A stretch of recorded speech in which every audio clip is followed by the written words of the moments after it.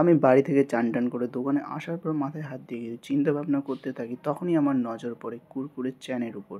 দেখি কুরকুরের চ্যানগুলো অনেকটাই শেষ হয়ে গেছে। যেহেতু আমার দোকানে কুরকুরে একটু বেশিই বিক্রি হয়, তাই আমি ভাবলাম এটাকে সুন্দরভাবে সাজানো যায়। তাই আমি পিছন থেকে অনেকগুলি কুরকুরি নিয়ে চলে আসলাম। আনার পর ছোট্ট ছোট্ট যেই টুকরোগুলো ছিল ওগুলোকে নিচে রাখতে লাগলাম। ছোট্ট টুকরোগুলো রাখার পর আমি বড় বড় কুরকুরের চ্যানকে সুন্দরভাবে সাজিয়ে দিলাম। সাজিয়ে দেওয়ার পর আমি দেখতেছি যে বেশ সুন্দর একটা ভিউ আসতেছে, তাই তোমাদের সামনে তুলে ধরার চেষ্টা করলাম।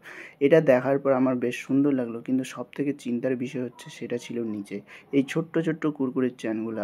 আমার চিন্তার কারণ হলো, কিন্তু তখন ছোট্ট একটা বাচ্চা কিছু জিনিস নিতে চলে আসে। আমি তাকে তাড়াতাড়ি কিছু জিনিস দিয়ে দিই। সে অনেকটাই ছোট্ট ছিল, তাই আমি তাকে একটা ক্যারি ব্যাগে ভালো করে ঢুকিয়ে পয়সাটাও ওখানে ঢুকিয়ে বাড়িতে তাকে দিয়ে দিই, এবং সেও হাসতে হাসতে দোকান থেকে চলে যায়। তারপর আমি নিচে পড়ে থাকা কুরকুরির চ্যানেলগুলোর ব্যবস্থার কথা ভাইবে একটা খিল গাইতে দিলাম। তারপর পিছন থেকে কিছু টুকরো টুকরো রইসি এনে বাঁধতে শুরু করলাম। বাঁধার পর সেটাকে সুন্দরভাবে দেখলাম। তারপর দেখার পর সেই তার কাটার মধ্যে বেঁধে ফেললাম। বাঁধার পর ওই সাইডেও বেঁধে ফেলার পর আমি ছোট্ট ছোট্ট চেনগুলোকে সুন্দরভাবে সাজিয়ে দিলাম। টুক টুক টুক টুক করে সাজার পর আমি দেখলাম বেশ সুন্দর একটা ভিউ আসতেছে। তারপর আমি ফ্রিজওয়ালা দাদাকে দাদারা বললো যে তারা রাস্তায় আছে, তারা আসতেছে, আমাকে কিছুক্ষণ ওয়েট করতে বললো।